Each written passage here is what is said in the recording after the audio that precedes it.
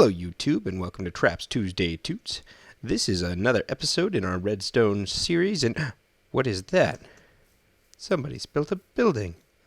I wonder what's inside. There's a chest. What do they got? What do they got? Oh no. Alright folks, obviously I'm just joking around. This is one trap that we are going to build today. It's going to be the first trap of our entire series, and I decided to build a trap as my first actual redstone contraption because, after all, I am the A-trap. So, here we go. This particular redstone trap is a pitfall into obsidian. I don't believe that the fall is currently deep enough that it would kill you in survival, although clearly I'm not in survival, as I can fly. But let's go ahead and let's build this trap.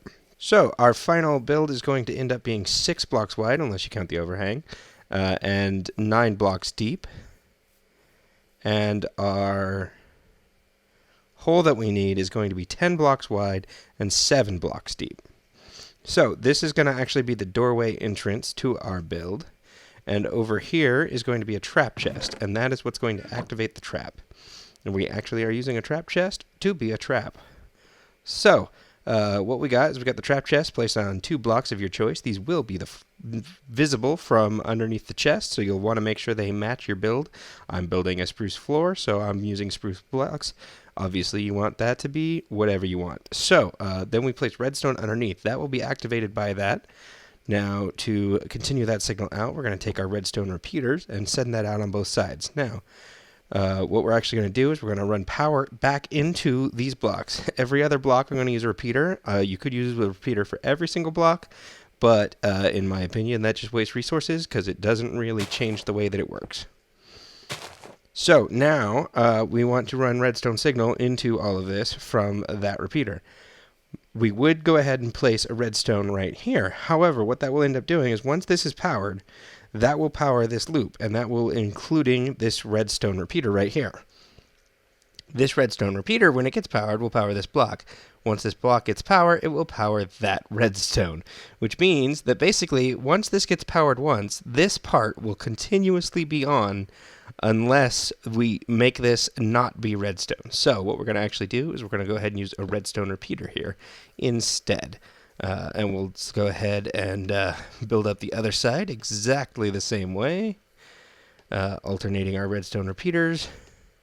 The reason that we don't just use redstone, of course, being that redstone would then curl back into itself, and then this block, none of these blocks are now powered because this redstone just connects to this and not going that way.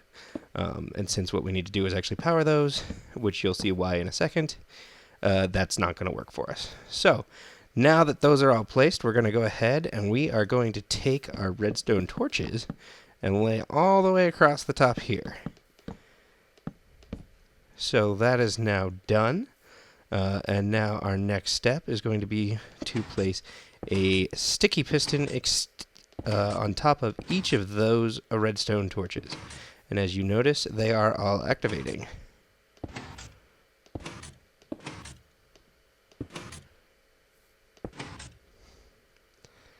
Now that that is done, we can go ahead and place in our flooring. Again, I'm using spruce wood, but you can use whatever it is that you want.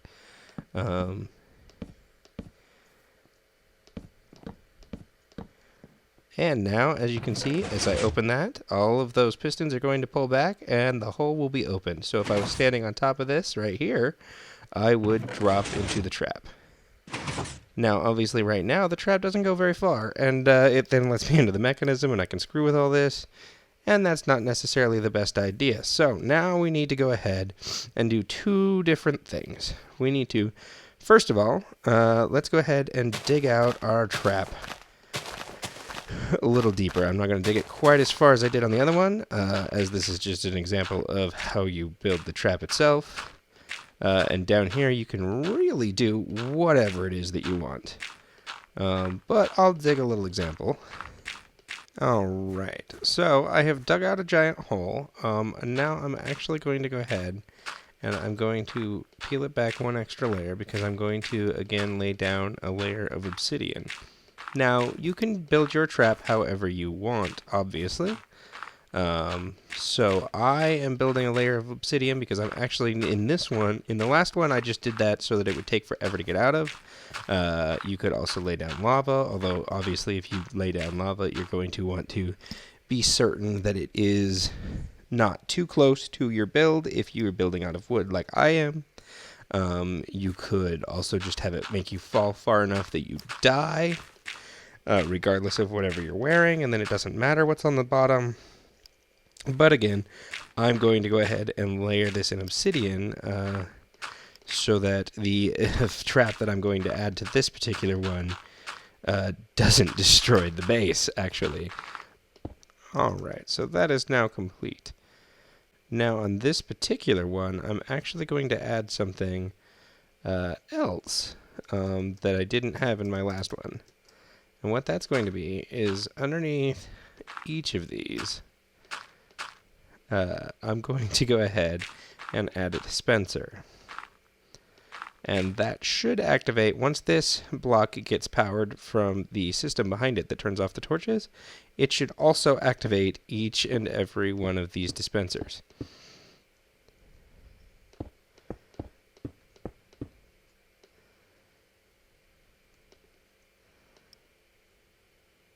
Alright, so now that that is complete and all of those dispensers are placed, we now need to look at the top. So, there's lots of different options here. Obviously, for the outside, if we don't want this to be inside the building, we need to cover all of this up with dirt.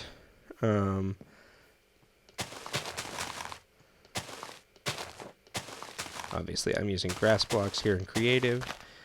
But you would just let the grass grow if you were in survival. And I'll just put dirt here too, because there's no reason not to. Okay, so now this is going to open up. Obviously, we don't want anyone to see any of this piston, or else they're going to know that something's up.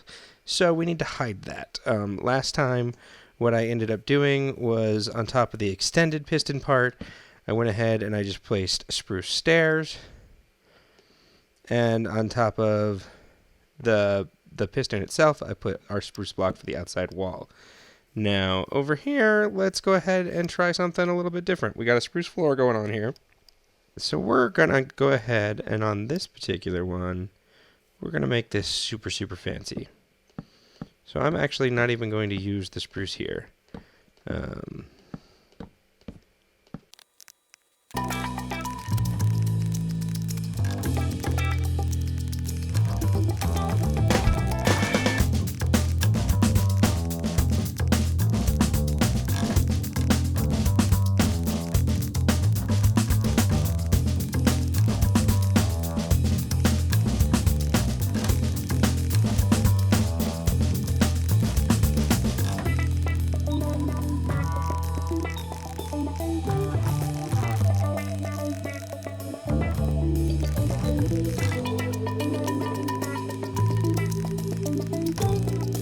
Well, I just spent way too much time trying to build a pretty trap.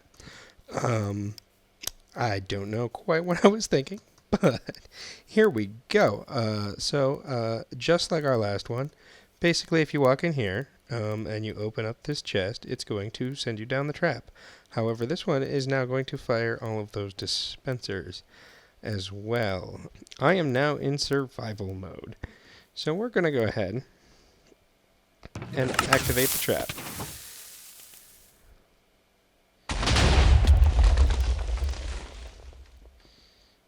I'm a little confused actually as to how I survived.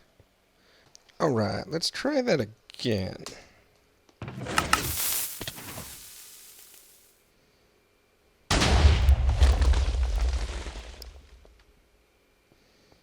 Well, that's very, very weird. I'm not quite sure exactly what's going on. Apparently TNT doesn't kill you. I don't know if I'm too far from it or what. But regardless, you can always use this trap in any of the other ways I mentioned. Fill the bottom with lava, put a bunch of monsters down here.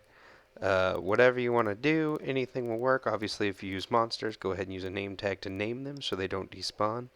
But, yeah, that's the basic trap idea. Again, I'm really not quite sure why the TNT isn't working, but that is a problem I will figure out for a later date. Hopefully you enjoyed. Please remember to like and subscribe. And always remember, don't get trapped without me.